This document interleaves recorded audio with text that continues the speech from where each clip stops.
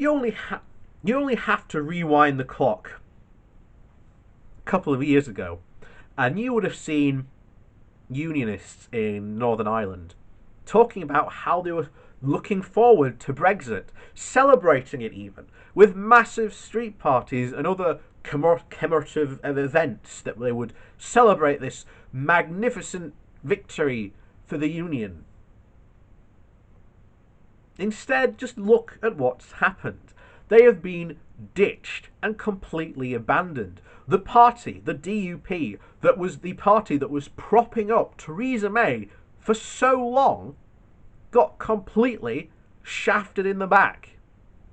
Why? Because, as usual, Brexit makes promises that it can't keep. Brexit is a denial of the reality and the world that we are currently living in, and of the country that is, not as a country of the past, which many Brexiteers fantasize and dream about. But we come to today's wonderful article in from the Yorkshire Bylines, and it's the Irish Sea border, Brexit's own iceberg. Northern Ireland was barely mentioned during the referendum, but since 2016 it has consistently proven to be the most insurmountable problem. Theresa May's plan to resolve it by keeping the whole of the United Kingdom in the customs union eventually proved her undoing. Johnson's answer is to erect a border down the Irish Sea, and it could soon be his undoing as well. Northern Ireland may yet prove to be Brexit's iceberg. The problems that are visible now are just a fraction of those lurking under the surface. On the 13th of July, the government published its 206-page border operation manual for future UK-EU trade, which at last began to shed light on the costly burdens of new complex processes for the UK exporters from January of next year. But businesses in Northern Ireland are still in the dark about what red tape they will actually be facing. The reason for the delay is not hard to understand. Turning Johnson's fantasy into reality is proving to be extremely difficult. The stinging report from Northern Ireland Affairs Committee issued on the 14th of July accused the government of unclear and inconsistent communication and a lamentable lack of engagement with businesses. The committee was told in April that even with a magic wand, the province would not be ready to implement a Northern Ireland Protocol by the end of December. It concluded with a devastating remark. We remain to be convinced that the government fully understands that this is a political approach, apparently informed by limited understanding of how business works, and it provides neither the clarity nor the detail that Northern Ireland's businesses require.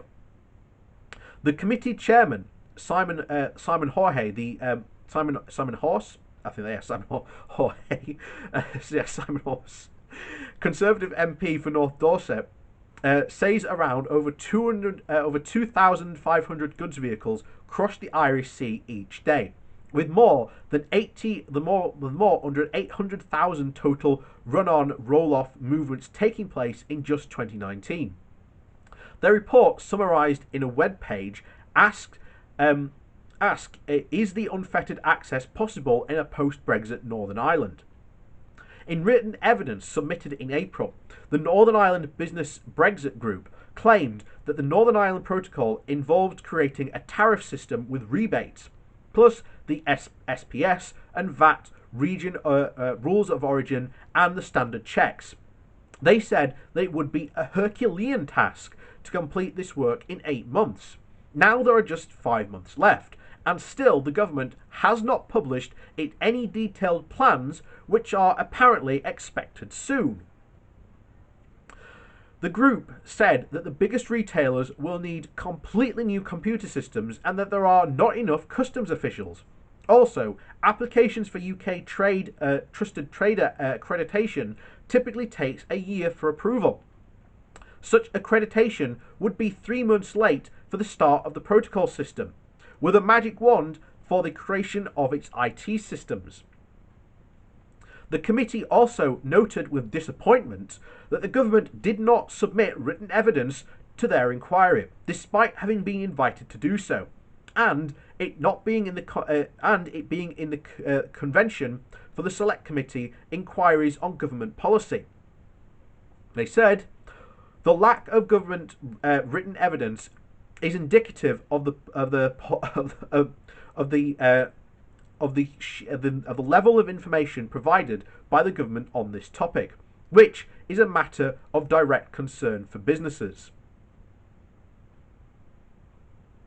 While welcoming the command paper on the UK's approach to the Northern Ireland Protocol, published in May on the 20th of May, which clarified some of the elements of the government's approach, but inevitably raised further questions. The committee warned that with less than 6 months to go, businesses are still in the dark about what they should be preparing for on the 1st of January.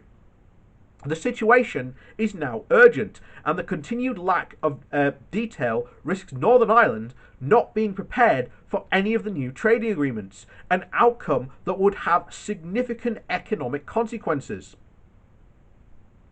The group also commented that there is need to move fast and ambitiously for technical delivery very quickly. The response paper proposes more than 60 outstanding questions about how the protocol would actually work in practice, and different views in public comments by the government and the EU Commission about the withdrawal agreement. The joint committee is implementing in the protocol were of great concern. Michael Gove has said that with the withdrawal agreement meetings are an opportunity to develop the protocol, but in contrast, the Commission has made very clear its view that the protocol cannot be renegotiated, including the joint committee. The 6 rounds of the negotiations ended last week, with little progress being made, and with Michel Barnier suggesting that by refusing to commit to conditions of open and fair competition and to a balanced agreement on fisheries, the UK makes a trade agreement at this point unlikely. On the Irish border, he said that the EU remained concerned that the necessary measures will not be in place on the 1st of January. He reminded the UK government that there was no grace period for the protocol.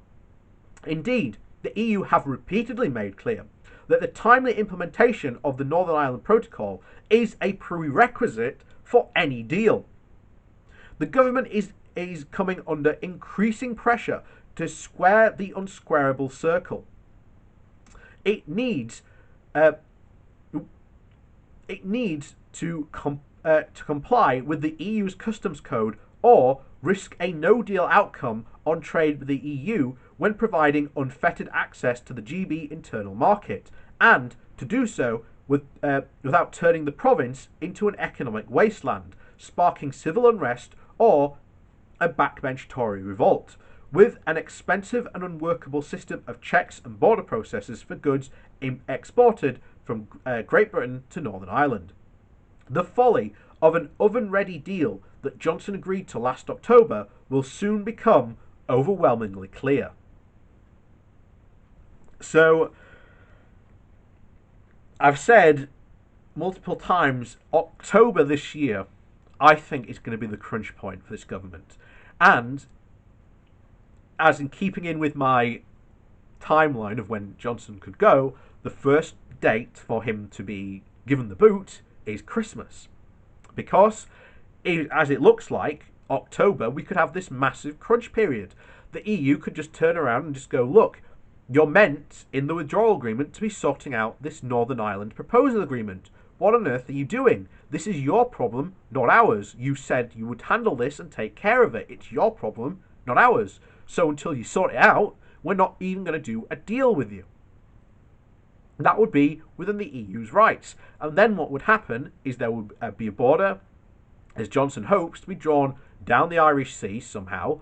And somehow, magically, that all the goods coming from Northern Ireland to Great Britain are somehow magically checked by magic computer systems which do not even exist, because there is, quote, the own committee that said this, there is no border on the entire planet that is managed in such a way, meaning that you would be turning Northern Ireland into a state-sanctioned smuggling state.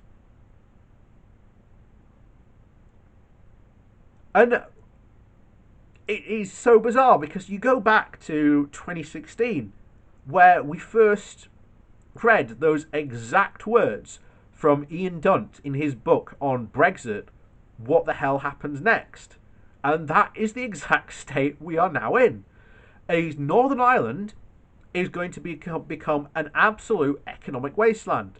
Businesses just aren't going to be able to operate there. They are not going to do anything of the sort because there's going to be no systems in place that they can interact with or even do. It's going to take them at least a year to try and get anything sorted out with the EU. It's going to be an absolute disaster.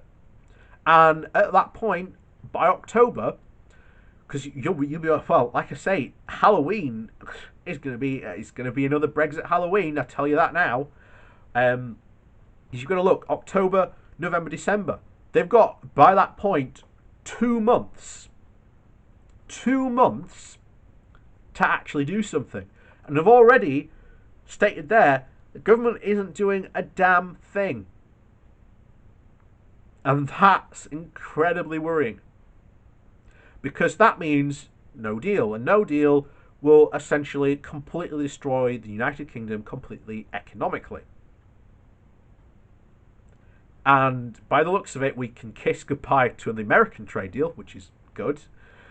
But yeah, what happened to all this? How easy it was going to be, guys? What was, that's what they said. And I want to question the Brexit supporters. How are you still believing that this is a good idea?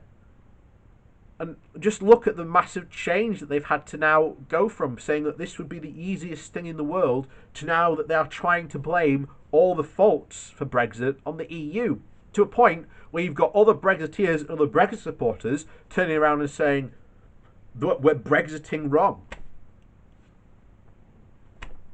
No one put a plan together for Brexit. There was no plan. Can you at least admit, if you are a Brexit supporter, that there was no plan? But they won't, because Brexit's going to be an absolute disaster. Even with or without COVID, it would have been an absolute disaster. But there you go. It's shocking to say back in 2016, when we first read those words, that is where we are now.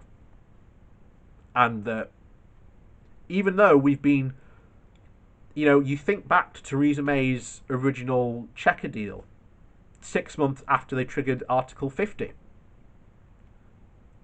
Nothing has actually changed. Yeah, they've passed the withdrawal agreement in Parliament. But other than that, what has it actually changed? I generally can't actually think of anything that has changed. I'm struggling to actually think of anything. Because we were exactly, and it doesn't matter. Johnson is now in exactly the same position Theresa May was in, except she couldn't pass a withdrawal agreement. Johnson did. And it's the exact withdrawal agreement that May was trying to pass. Nothing's changed.